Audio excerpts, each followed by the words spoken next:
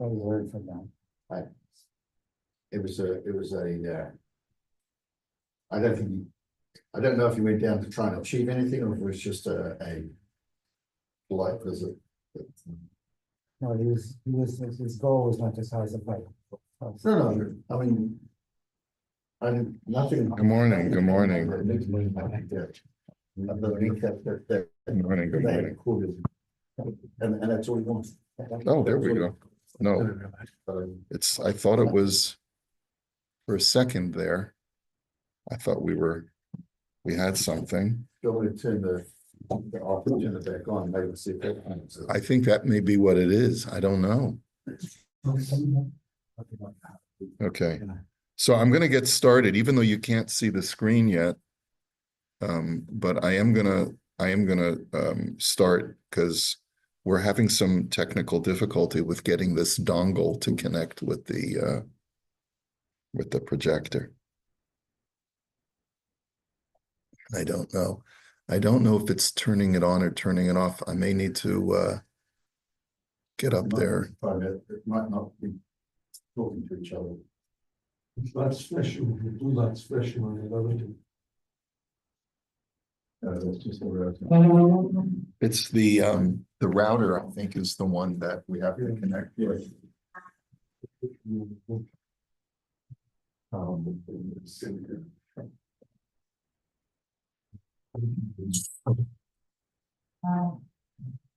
ever see that before?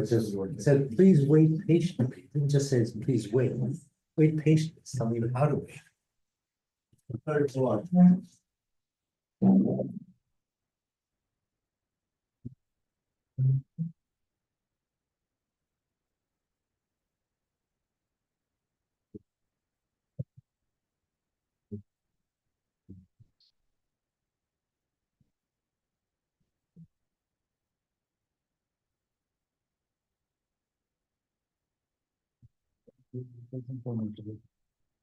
But also don't pass.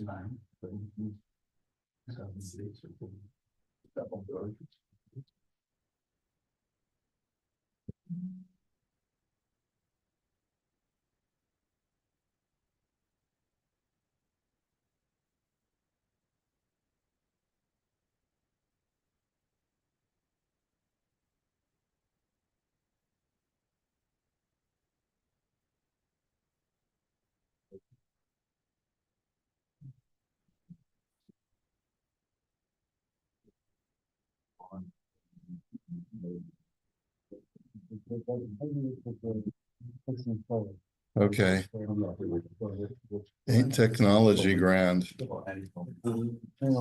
Oh, it's the one. Yes. So I went.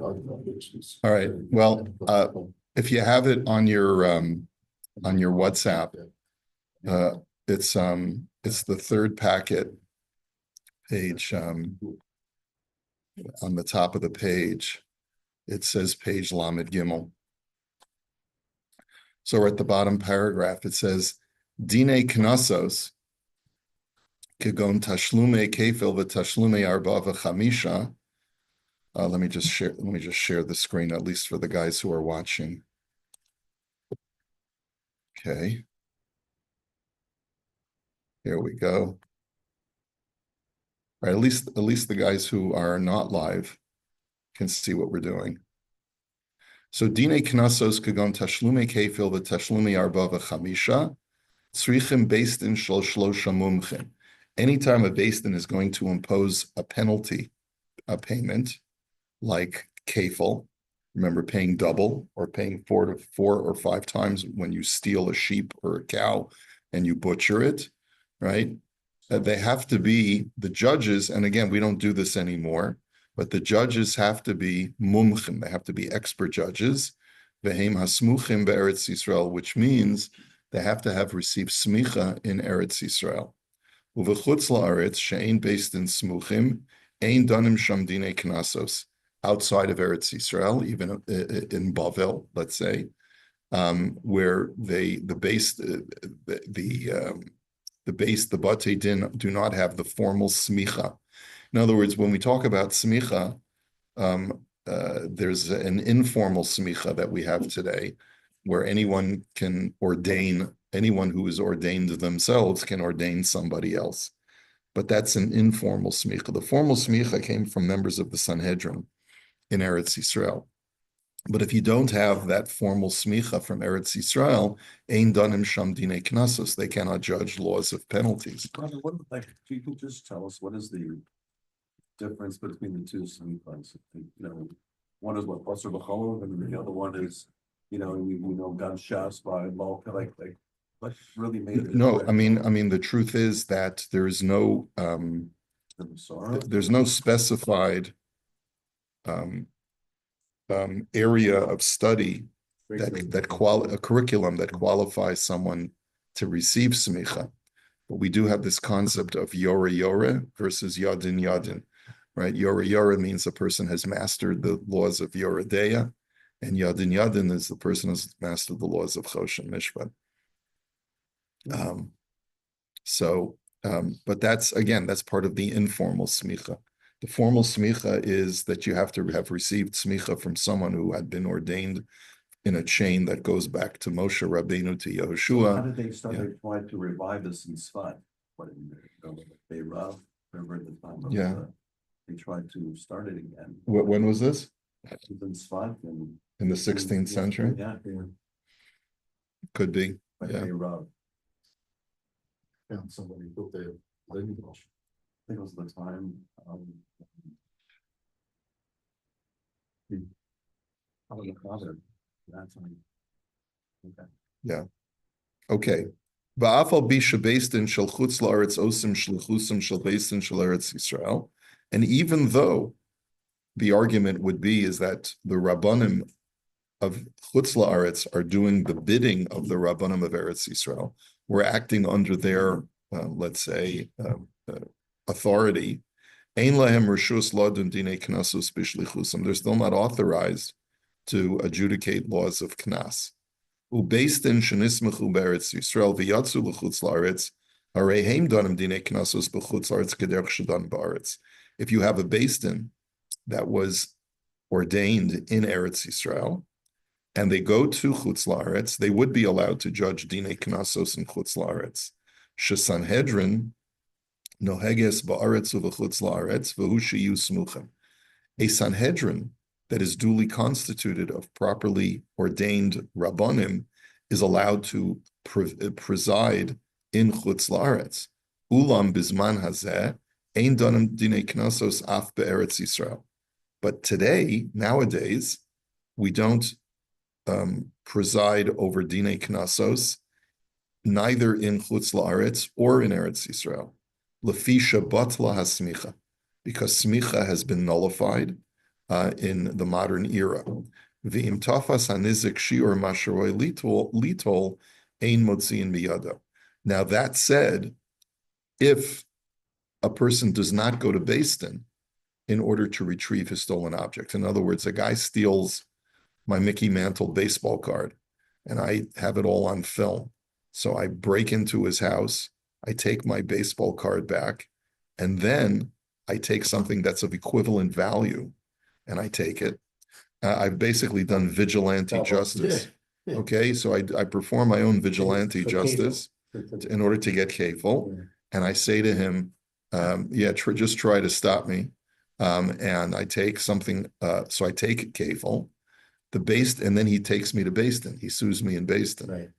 So the Beis Din will not force me to relinquish, to surrender what I have seized. Because by all rights, the Torah does award me with kefil. The only thing is that what I did was a violation of halacha by performing vigilante justice and not doing it in Beis Din. So we're not giving a person. It's not advised. Not only is it not advised, it's usher to do it. But it's a case of what do we say? B'di'evid. What you did was usher, but b'di'evid, you're not forced to cough up the money that you seized because the guy really should have paid kefil. Right. Okay. So it's just good information to know. Right. Not that we're advocating anything, but it's just good to know. All the things you. So he can steal back the value of what, and he can, for the tabach or bahar, or for the 4 or 5 or whatever, and it's all cool. It- From that one side. It's not that it's not that he can, it's that if he does, b'diavad, the Beis Din can't coerce him to relinquish, to give it back, right? It's easier to ask for forgiveness than permission. No, but that's not, we're advocating. I mean, well, look, we want to do the halachically correct Right. thing, And if you took 3 times the value, you'd have to give back 1. But Right. they're gonna enforce that. Right. It's to the limit right? of. So I guess you're right. In other words, what if I know someone stole from me? And it would be so easy for me to just bust into their house, break into their home, and just take what they stole from me, because I see it's on their mantelpiece. The So, Mickey Mantle card. Yeah. Is on their But what mantle. about That's damage? right. What about damage to their house? What about damage to their property? So let's say that, yeah, you didn't have to pay the. I'm not damaging their property. I know I have a professional, I'm a professional, Yes. what is it, lock. Like you break into the guy's shoe lock and you steal his bottle of single lock because you know he took something from your house. That's You put a right. new lock on with the code and say as long as you start, you well. Right. Yeah. So you're right, you're not, right. So there are times when a person, if there's something that you stole from me that is clearly out in the open, then I'm allowed to take it. But if it involves breaking and entering, I don't think the halacha permits you to break into someone's house to retrieve your stolen item. You'd have to take him to Beis Din. This is all b'diavad. So if it's out in the open and there's no halacha, like you're not contravening anything by breaking into their house. So he leaves his locker open here by the cloakroom. Yeah, You can go in there and cut the eyes. yeah, you can take what's yours. The guy Even stole if it's from not you. yours, but the value of what was yours. Oh, so that I don't know. Are you allowed to just seize someone's assets as payment for a debt? So I'm not sure if that's permitted lechatchila. I'm not sure. I don't know. I mean, whether it's the object specifically alone or. Right, value. right. It's not the Right, object. but it's the value. Okay, let's see. Maybe we'll get some clarity. Now, Avda Hagneva. Im Avda Hagneva, Hare Haganav Chayev Ba'on Seha, Umishalim Dameha, Kederech Shehagazlan Mishalim. So if the object that I stole becomes lost, okay, so the Ganav is liable he's responsible financially, and he would have to pay for the value of the item that he stole. Ucheshehu mishalem tzarich l'shalem imeitav shebenachasav im yesh lo metaltalin yordim lahem v'im ein lo metaltalim ele karkos yordim lahem v'govim meha'idish shelo kishar nezikin. Now, as far as what assets of the ganav are used in order to collect on what he owes, so he's no different from a mazik. The laws of a mazik are that the injured party is entitled to the highest quality of assets to collect from the criminal. So the ganav, let's say, has multiple different holdings. He's got chattel, he's got real estate, and he's got different grades of real estate. So the priority is as follows. First, you collect from the chattel. And if there's no chattel that you can collect from, like whatever, his household utensils, his appliances, and so forth, I'm assuming he doesn't have cash, right? If he has cash, cash is king, so you take from his cash. If he doesn't have cash, you then go to his chattel. If he doesn't have chattel, then you go to his real estate. What real estate? You go to the highest quality real estate before you go to the lower quality real estate. So because basically the hand of the injured party of the victim has the advantage. So if the value of the real estate is greater than the value of what you're requiring, can you be forced to sell the real estate and pay the cash? He would have to liquidate the real estate, right? And then give him what he owes. Yeah. Okay. Next, buying from a ganav. Asr liknos min haganav es hachefet sheganav. You're not permitted to purchase stolen goods from a ganav. Va'avon gadol hu liknos mimenu, and it's a big sin to purchase items from him. Shaharei mechazik yidei ovrei avera. So what are you doing wrong when you buy from a ganav? Not only are you taking something that was stolen from somebody else, but you're supporting the efforts of a sinner. The garib lo ligno pnei sacheres, and you're only encouraging him to become a repeat offender. V'al zeh ne'emar cholek im ganav sonei nafsho. About such a person, Shlomo says in Mishlei that he who divvies up with a ganav hates his soul. Uvetoras mashal amru lo ha'achbar hu haganav ela hachor. Using the following metaphor, the rabbis say, the mouse does not steal, the mouse hole steals. In other words, if there was no avenue for the mouse to get the stolen goods out, then he wouldn't steal. Right. If a guy fences goods and he doesn't have a buyer for them, then he's not going to steal. Right. So you're really very much a part of his theft. So you know 100% for sure is if what happens you're not sure, maybe not, then what do you do? Okay, so maybe we'll go through the different permutations. Can you steal Right. from a thief? Can you steal from a Steal the thief? stuff that he stole. Okay, that's going to be the next halacha. Shilmole hachor shachbar matznias sham gnei baso lo hayagonev. That were not for the hole where the mouse can hide the goods, he wouldn't steal. Now, next hagonev min haganav. If you steal from a ganav, over beisser geneva, kol shechashav liknes hadavar ba'at la'atzmo. If your intent is to keep the item by stealing from the ganav, so you also are in violation of the prohibition of stealing. Afal pi shekvar kina'o haganav harishon, even though the first ganav, let's say, has already acquired it by altering it in some way. Remember, we learned that that a ganav acquires something either if the original owner had yeush, or he does something to alter the physical form of the stolen item. Veloni smite hagonev min haganav, ella le'inyan kefil. The only difference between the first ganav and the second ganav is the requirement to pay kefil. Aval yeshlo din gamor lihischayev b'tashlumei hakeren, but he still has a full obligation to pay back what he stole. Im nevad, if it gets lost, over alav shelo tignov min haTorah, and he violates the biblical commandment of thou shalt not steal. Okay. So we haven't yet seen. So you're not allowed to steal from a ganav. What if your objective in stealing from the ganav is to make restitution to the owner? So that, I think, might be permitted. Well, that would fall into your We have a situation. statement we had before where you go and Go take back it off into the that, property right. because you see it and you're claiming it back. So if you know that, if I know that mug belongs to Hal, and I see it with somebody else and I can categorically say it's Hal's, then I have every right to take it. And give Yeah. it back. It would seem that way. Rabbi, some where make it more practical for a lot of people where this really comes into play is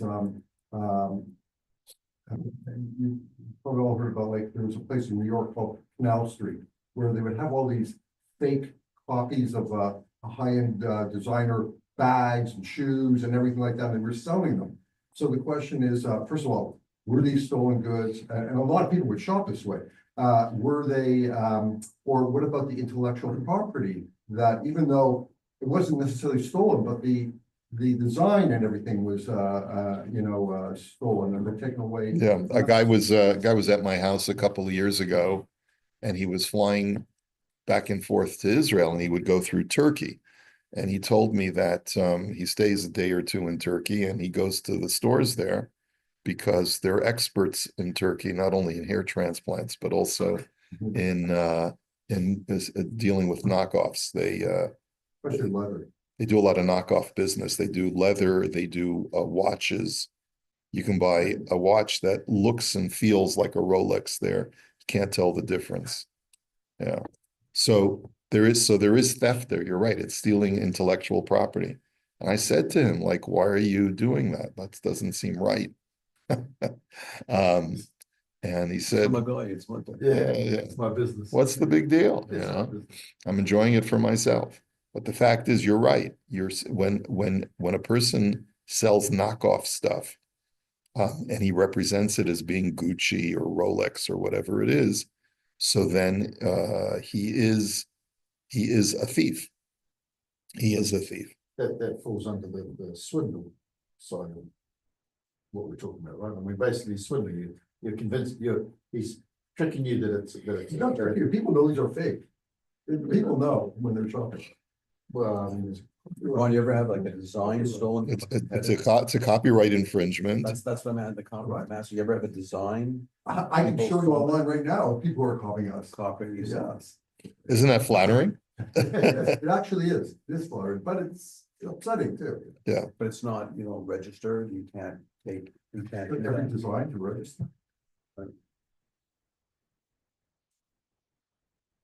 Yeah, I guess not. you see the same light fittings, same thing. Somebody will come out with a light fitting, they go through the design, next thing you know, it'll be knocked off somewhere and you can buy it for half the price. Yeah. Well, the Chinese were notorious for that. Still, Right. still. Still are, but Yeah. hopefully, I just read yesterday that 40 banks went under in China. 40. 40 banks, Why? because the economy is collapsing. The economy is collapsing in China.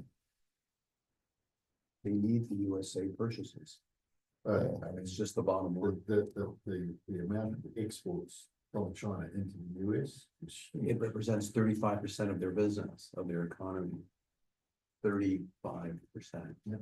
You take that away, you're Only gone. business uses 35%, you're in trouble. Yeah, okay. Uh, Okay, Din Hamasig Gavul. So that leads us to the law of Hasagas Gavul, of encroaching on someone else's property. So that is a form of stealing, right? When you encroach, when you, let's say, move the property marker a little bit over onto your, that's literally what Masig Gavul means, right? Hamasig Gavul re'ehu v'hichnis mitchum chaver l'toch tchumo afilu melo etzba. If you move the marker, the property line, even one finger breadth, in hisig b'seiser harezagan, if you do it by stealth, meaning that you don't inform the guy. Let's say the fence fell down because there was a storm, and you say, "Okay, let's fix the fence," and you secretly instruct the builder to move it over, 6 inches. right? Harezaganov. So then you have the din of a ganov. Va'over milvad halav hamiyuchad shel hasagas gavul karka sheyesh be'eretz Yisrael gam halav shel geneva. So if you were in Eretz Yisrael, there would be a separate mitzvahs lo sase, that lo sasi gavul reacha. You may not encroach on your friend's property. And apparently the Rishonim learned that that's only in Eretz Yisrael. That specific mitzvahs lo sase. But in addition to that, whether you're in Eretz Yisrael or in Chutz La'aretz, you're a ganov. Okay, so okay. Now let me just see if there's a footnote. Okay, just quoting the Rambam.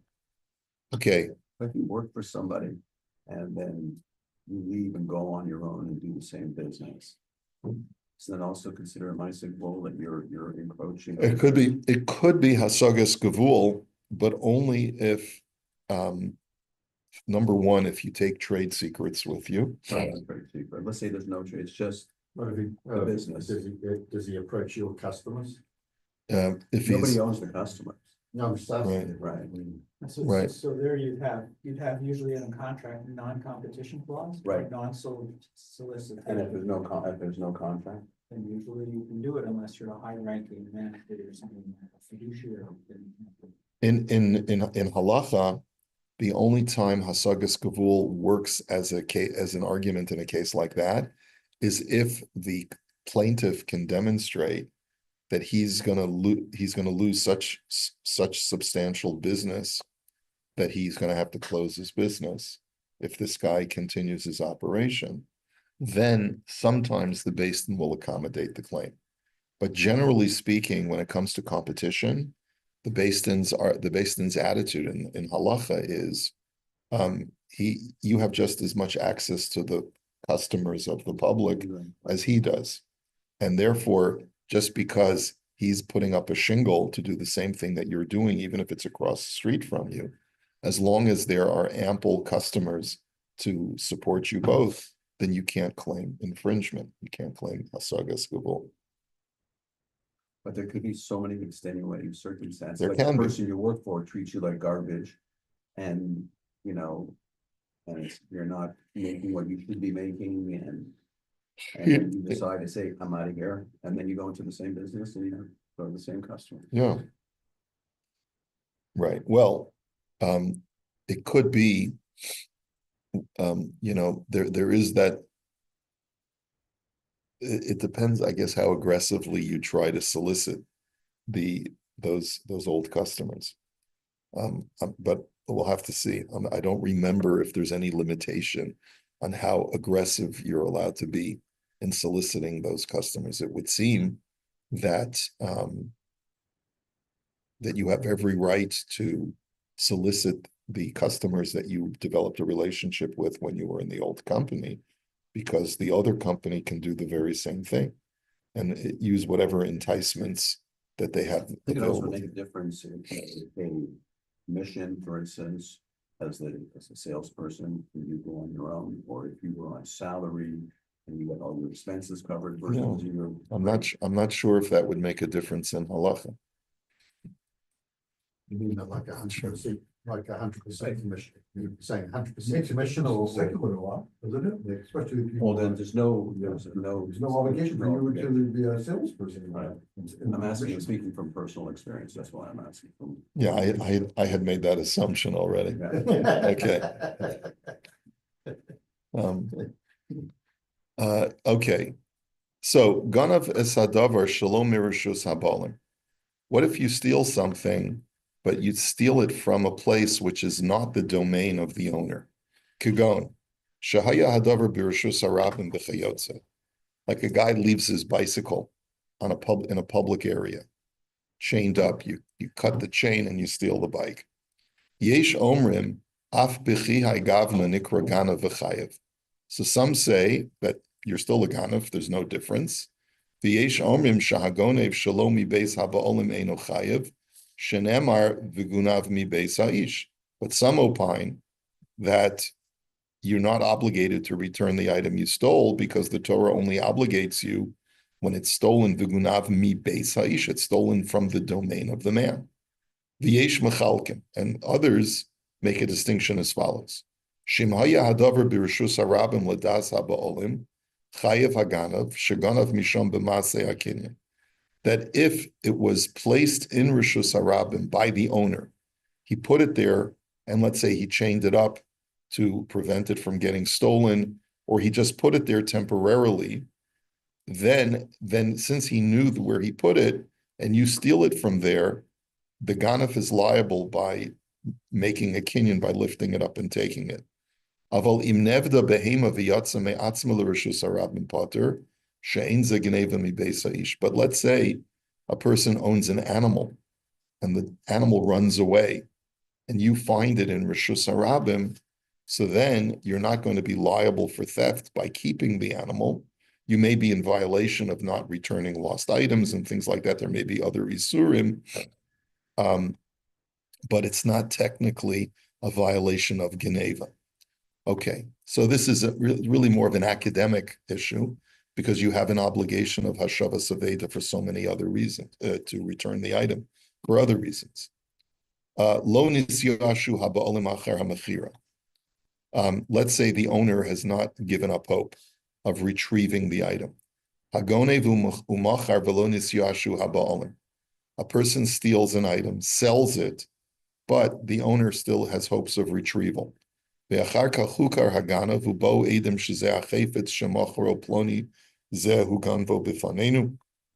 then you have witnesses who can provide evidence that this item that is now in the hands of a third party was originally stolen.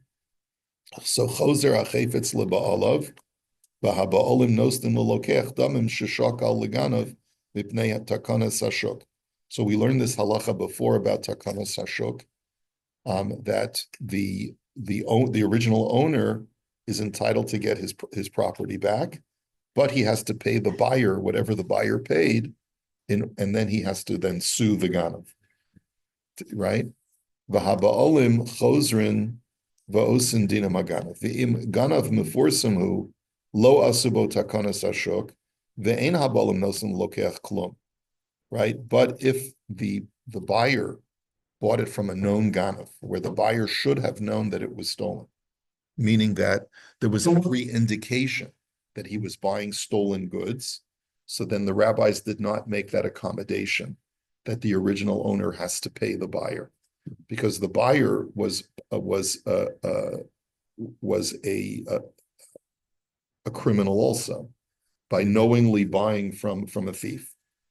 Ela chozer halokeach va'osa din im haganav, but rather the item goes back to the original owner, and the buyer will have to sue the ganav. Umotzi mimenu damim sheshak alo, and then he'll have to take him to Beis Din and get back the money that he gave him.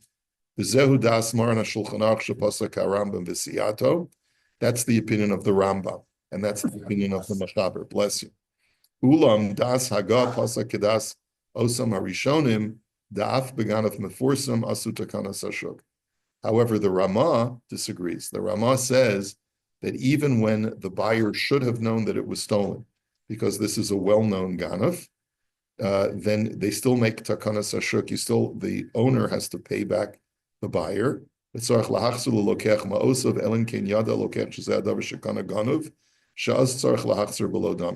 Unless he knew for sure that it was stolen.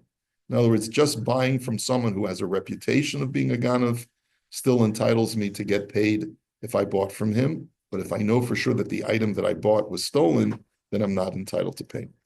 Okay, we'll hold it here for today. Have a wonderful Shabbos, everybody. And we'll see you, Mir Tzashem, on Monday. Hopefully we'll get our dongle